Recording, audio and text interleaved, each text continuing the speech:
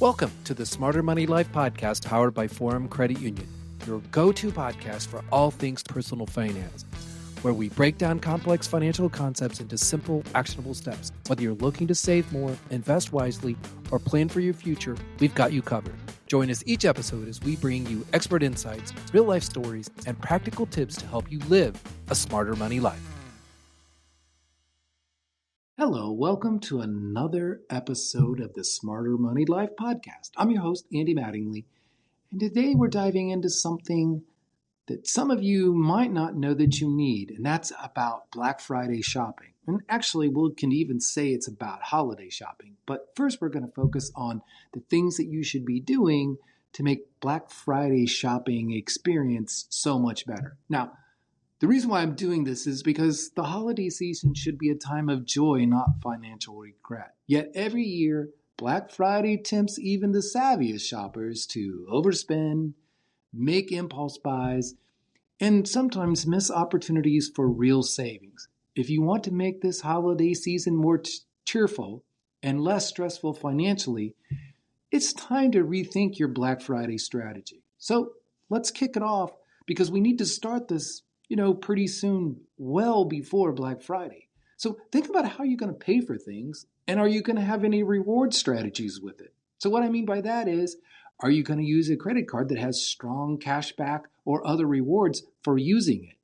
And if you're planning to pay your balance off in full so you can avoid those interest charges, maybe you want to look at just having a separate card that you only put your holiday shopping on so you can keep track very easily of how much you're spending because you can open the app and see where you're all at all the time.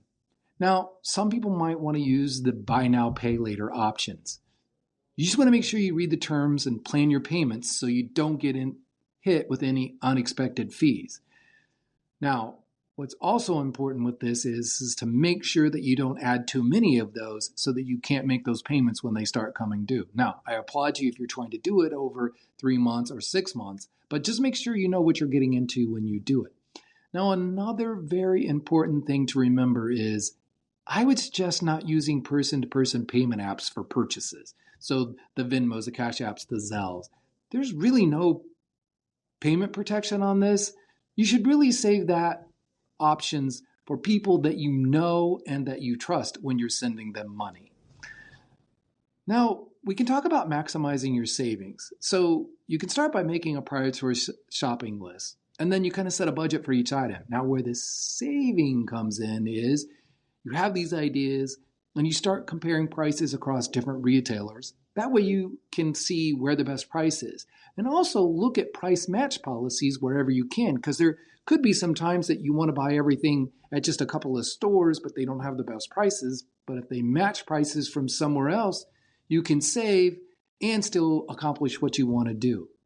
Now, another important thing to do before the big day is to create accounts at all the favorite stores where you're planning on going. And what that means is signing up for the loyalty rewards, going online so you have your shipping and payment info in there. And then you can add wish items to your cart, because that way you can look real quickly at what the prices are, see if they're coming and going up and down because the prices stay in your cart. And you might also get some in-store apps that appear while you're in there shopping, or some exclusive member-only deals or promos, or maybe a chance to get those doorbuster things a little bit quicker.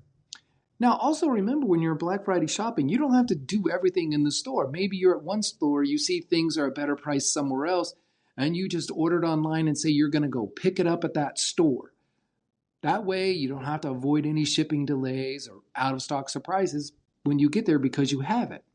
Now, after the day, make sure you track prices over time, because there could be some times when prices come down and stores will honor that lower price. So keep your receipts and then go back in and check that out to see if you can save some money.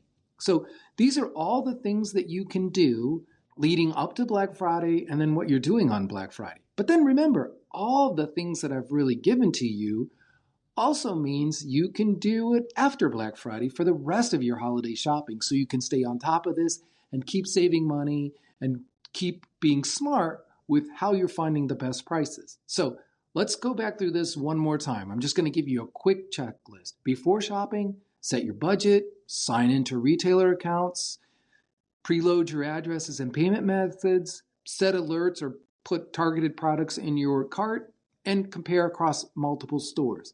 During shopping, look for stackable promo codes because sometimes when you're in the store, you can stack up different promo codes and get a lot more off. And then think about buying online and picking up the store so you don't have to go through there, which will help you avoid impulse buys and buying for the easiest person on your list, which is yourself. And if you can avoid buying for yourself, you're going to save yourself a lot of money during the holidays. And then after shopping, make sure you track prices for several weeks because you might qualify for price adjustments. There's also another important thing. If you buy some items that you need to make sure that they work, make sure you know what the window is for returns. Because if you buy them on Black Friday and they have a 30-day return window and the gift doesn't get given until, after that 30 days, there could be some problems. So make sure you're doing that.